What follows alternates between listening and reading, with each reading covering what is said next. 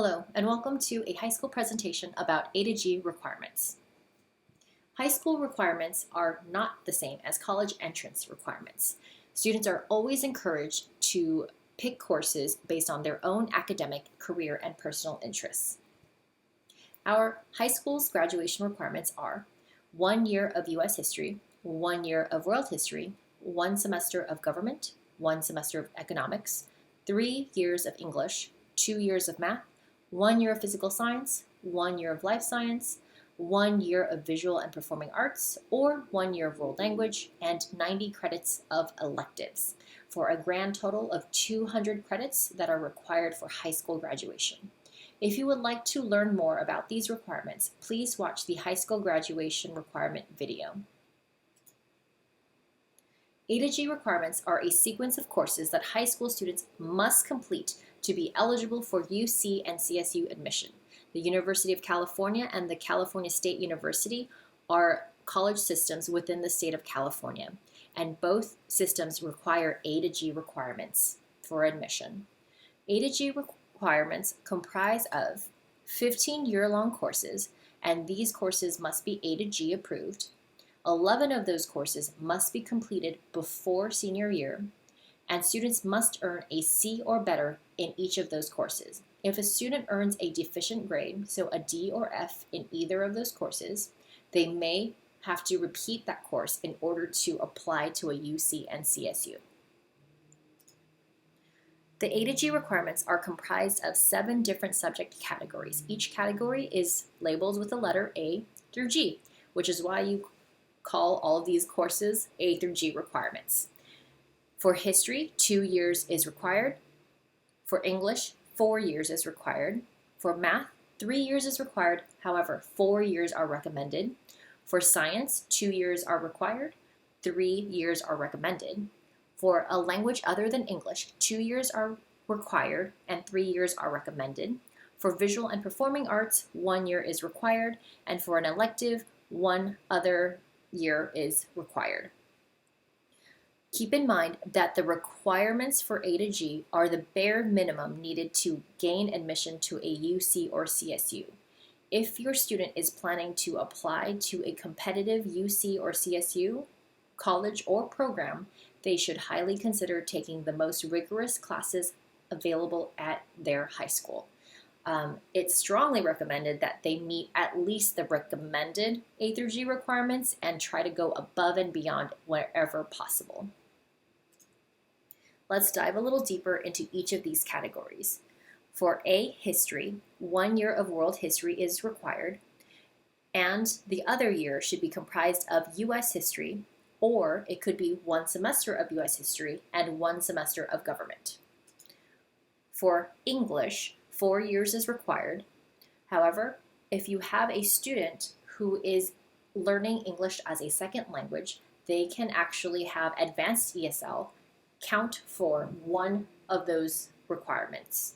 So if they take multiple years of advanced ESL, unfortunately only maximum 1 year can count towards those 4 years of English. For math, 3 years is required, and they should be in elementary algebra, advanced algebra, geometry, or above.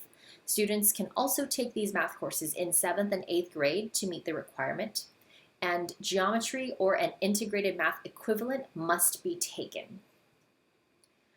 A little note about geometry. No course will validate the omission of geometry. What that means is students have to have geometry somewhere on their transcript, either in 7th grade, 8th grade, or in the high school years. Students have to take the course at least once. If they fail to pass geometry with a C or better, advanced mathematical courses such as pre-calculus, calculus, or statistics can validate a deficient grade. What that means is if the student has taken geometry but failed it, they can move on to higher levels of math and not have to repeat geometry. However, geometry has to end up on the transcript at one point or the other. For science, 2 years of biology, chemistry, or physics is required. One of those years can be an interdisciplinary science, so something like earth science or physical science.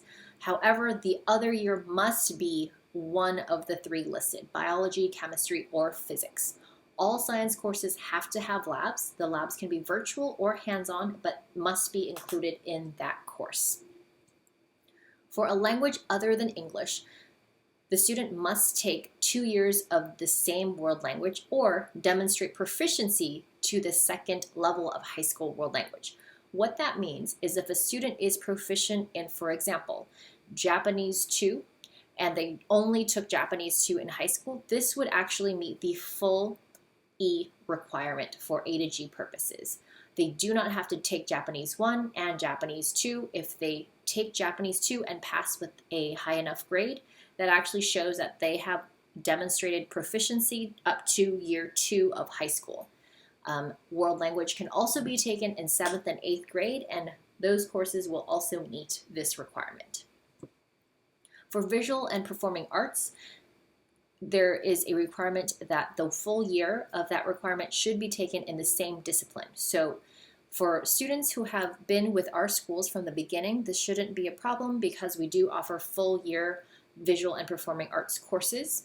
However, if a student has transferred in and we don't offer the same exact course, what they can do is try to take a course in the same discipline. So for example, if a student took drama at their previous school and transferred to us, we don't offer drama. So if they take theater, that is within the same discipline. So that is fine for this requirement to fulfill 1 year. We can take 1 semester of drama and 1 semester of theater to fulfill this 1 year requirement.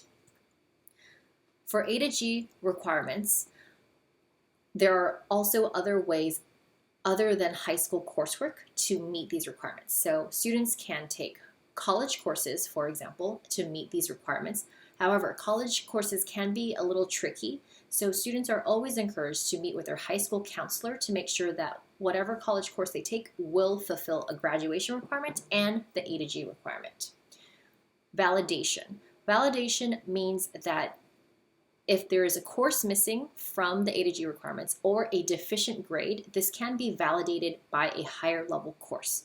What that means is, for example, if a student takes Algebra 1A and fails Algebra 1A, but then moves on to a higher level, Algebra 1B, and earns a A in that course, we have now validated the first semester of Algebra 1A. What that means is that the student doesn't have to repeat Algebra 1A, but moving on to a higher level math actually shows that the student is actually proficient and has learned all the subject matter to be successful in that math course. So we can validate certain courses, not all. So math, world language, usually those are okay. Those grades, deficient grades, can be taken care of with validation. However, remember, geometry is the one course we cannot leave off of the high school transcript, so keep in mind that geometry needs to end up on the transcript somewhere as a 7th grade, 8th grade class, or for grades 9 through 12. If you have any questions about validation, again, contact your high school counselor. They are well versed in A to G requirements and can help guide a student into making sure that they are meeting all A to G requirements. Exam scores can also meet A to G requirements. So SAT, AP, IB exam scores, depending on the subject, depending on the score, they will help meet A to G requirements. Some great resources that students can use. The subject requirement webpage on the UC Admissions main site will give a detailed breakdown of all of the requirements. What I usually do is actually Google UC A to G requirements, and that first link, subject requirements A to G, usually pops up as the first link, and it will be a breakdown of every single A through G requirement. It tells you exactly what that requirement is. And if you click on that plus sign, it actually tells you how you can meet this requirement through alternate ways. So if you haven't taken 1 year of world history, you can actually look over here and see what exam scores help meet this requirement. So if you take a AP world history score and earn a 3 or above, you can actually meet this requirement as well. It also tells you if you are planning to take a college course, what kind of college course will help meet this requirement.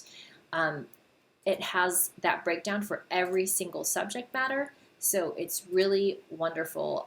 It's a wonderful guide to see how you can meet the A to G requirements through a variety of ways. It is a little hard to navigate, so we always recommend the best resource you have is the high school counselor. Please make an appointment with your high school counselor, talk about college admissions, career goals, and A to G requirements, and they will help you with all of those. Another two great resources are the Quick Reference Guide to UC Admissions and the CSU Admission Book. These two will help guide students through each college admissions process. What I usually do is do a search for UC Admissions Guide, and usually it will take you to the UC Admissions page for counselors. And right here, the Quick Reference Guide, if you click that, they update it every year, and there is a very detailed 83-page PDF, all helping students through that UC admissions application. So it's really nice. It talks about A through G in detail. It talks about transfer admission if you want. It talks about freshman applicants, exam information. It gives a lot of information, and it goes into detail for each college as well. For CSU, you can pretty much do the same thing. Let's do CSU Admissions Guide. And usually, there we go, the first link, Admissions Handbook. If we look that up, it is also updated every single year. And this guide is a little bit fewer pages, I think, compared to the UC, but it's also equally as comprehensive. You'll notice that the Admission Handbook has a lot of details for the application itself. It gives you information about each campus and also breaks down A through G requirements. It talks about course validation. It talks about exams. So it does go into detail. As you can see, this one is 64 pages, so it's very, very thorough. So if you do have questions about UC or CSU admissions, those guides are very, very thorough. You can also talk to your high school counselor to get more information. Thank you so much for watching this video. Please reach out to your high school counselor if you have any questions, and watch our other videos about high school topics. Thank you so much.